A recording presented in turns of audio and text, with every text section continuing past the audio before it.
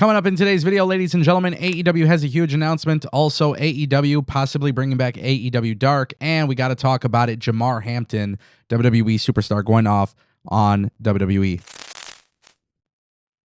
And if you guys want more videos like this, don't forget to click that subscribe button. Trust me, you never want to miss a video on this channel. I'm keeping you updated. Live streams, videos, TikToks, shorts, all that good stuff. Yeah, you know what to do. Let's talk about it. Jamar Hampton, he's a WWE superstar. That's what WWE calls their wrestlers, right? We all know this, right? We can all agree on this, right?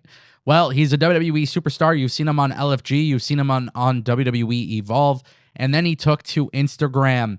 And this guy might be stirring the pot here. We'll see how WWE responds, but we got to talk about it because Jamar Hampton posted the Hulk Hogan quote from 10 years ago on his Instagram and says, "So this is who we should be celebrating, huh?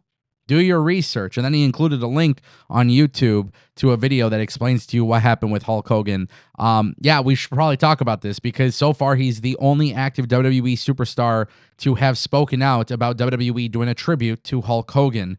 WWE has yet to respond to this. In fact, WWE is actively promoting him for tonight's episode of WWE Evolve. So as of right now, they have not done any sort of repercussions. There's been no sort of damages done, I guess. Maybe they've had to speak with him. I don't know. Privately, we don't know about this. But he did speak out about this, and he's the only person to do so. Now, if you guys watched WWE Raw when they did the 10 Bell, tribute, the New Day wasn't on stage, right? We know certain talent weren't on stage. CM Punk didn't look too thrilled to be there. Dominic Mysterio didn't look too thrilled to be there. Jey Uso didn't look too thrilled to be there. But none of these guys have actually spoken out about the fact that WWE paid tribute to Hulk Hogan. And so far, this guy, Jamar Hampton, did. Now, I don't have a problem with it, to be honest. I don't have a problem with it, he can feel how he feels. He has every right to feel that way. It is interesting from the outside perspective of being a content creator and watching on YouTube and somebody who does YouTube videos. It's interesting to see whether or not this will impact him, because I don't think it sends a good message to people if WWE were to be upset with him, if WWE were to release him. I know I've seen some comments on TikTok where people were saying, hey, this guy's probably going to be future endeavored. I don't think that's the right move for WWE in the slightest. I think for WWE, that would actually kind of be foolish to fire somebody for that. Not everybody is going to agree with Hulk Hogan being, given that tribute. Not everybody is going to, what he said was offensive. There are a lot of people who forgiven Hulk Hogan, but at the same time, too, WWE is probably very understanding about this. That brings us to our next topic, AEW Dark, potentially coming back. Well, Tony Khan was on the Wrestle Friends YouTube channel. He was speaking with Erdian Fierro. Hopefully I'm pronouncing her name correctly. She's awesome. Great content creator. Great interview. But basically, Tony Khan was talking about AEW Dark, and what was really interesting about the whole situation regarding AEW Dark is the fact that Tony Khan isn't necessarily shutting it down. He definitely has interest in bringing back AEW Dark, and a lot of what he was saying has to do with Warner Bros. Discovery. Now, Warner Bros. Discovery is broken down into two companies. He talked a lot about Collision being the heart of AEW, and he would have interest in bringing this back, but of course, it revolves around Warner. Discovery has been broken down into two companies. So you have HBO Max, which is like the Warner Brothers studio stuff. And then you have the second stuff, which is like the cable television stuff. And that's where AEW falls in line with. And that's Discovery Networks. And now that they've split up into two companies, it's going to be very interesting to see how Tony Khan would go about this.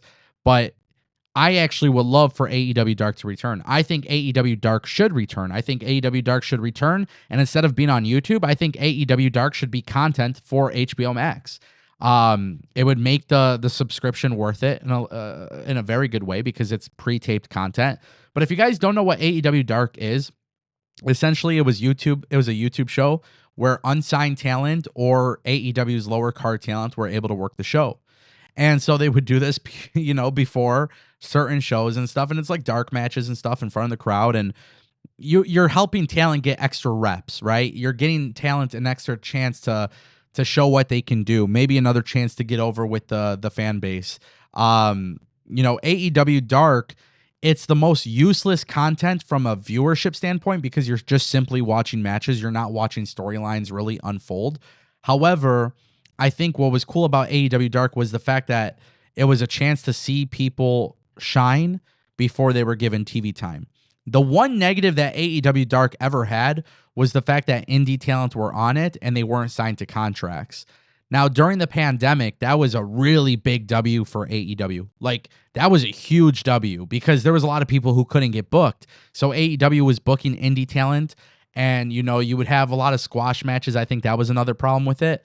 But you would have this thing where I think AEW Dark was kind of being used to pad people's records, to make their records look bigger. If you were to bring back AEW Dark and just let people wrestle and give them a chance to shine, and you tape it before AEW Dynamite or tape it before AEW Collision, like, that would be really dope. Because I like the concept of it, you know. But when I say it's useless, it's not a bad thing. It's just from a viewership standpoint, it's like, oh damn, I missed an episode of AEW Dark. Like, it's not that big of a deal. It's like missing an episode of WWE Main Event. It really doesn't matter. So the fact that it comes back would be really huge. I think it should come back as part of HBO Max. So it's not a YouTube show, but if you have the HBO Max subscription, you could watch it. And yeah, like, the one negative that came from it was the indie talent, like Cora Jade, for example. Like, she was on AEW Dark. Thea Hale was on AEW Dark, and then WWE swooped in and signed them. So they should do it, make some changes, and then I think it would work completely fine, but definitely not a big deal. I support it.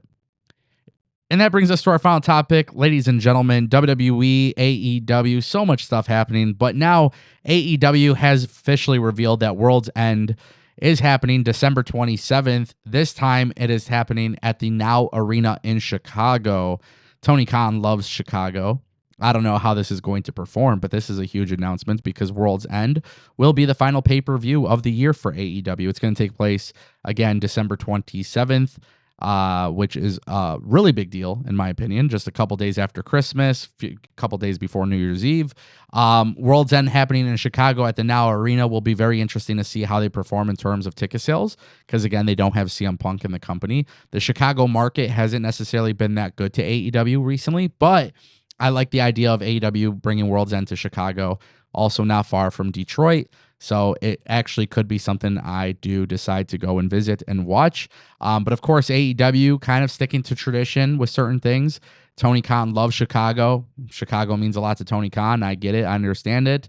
But it's cool to see that Tony Khan is bringing it there. Also, I like the fact that Tony Khan keeps lying to us, because Tony Khan keeps coming to Detroit and saying we're going to get a pay-per-view. Well, we haven't got a pay-per-view yet. He's been saying it for like 2 or 3 years now. So Tony Khan, if you're watching this, bring us a damn pay-per-view. But in all seriousness, I like this. Good stuff. Curious to see how the ticket sales are. Forbidden Door ticket sales have been really, really, really good. So I'm curious to see what it's going to look like for World's End. Obviously not the biggest pay-per-view, but of course, Wrestle Dream also looking good. So should be pretty fun. Ladies and gentlemen, thanks for watching The Angle Show.